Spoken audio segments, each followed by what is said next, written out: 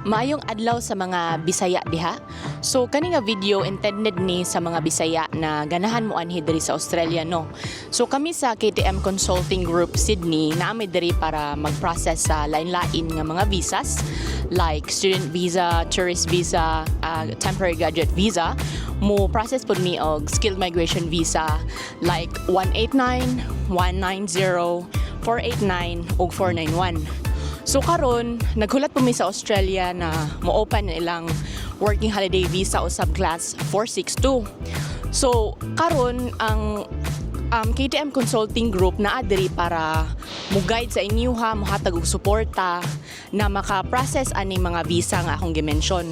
So ang akong ika-recommend gud sa inyo karon kay mo-book na mo og libre nga consultation para ma-process o ma-assess nato maayo kung unsa nga visa or kanang kurso nga bagay sa inyo ha para makaari na mo diri sa Australia. So unsa pa inyong gihulat, book na og free nga consultation na mo karon para masugdan na nato og process sa inyong visa dayon makaani na mo sa Australia. Kita-kits mga bisdak.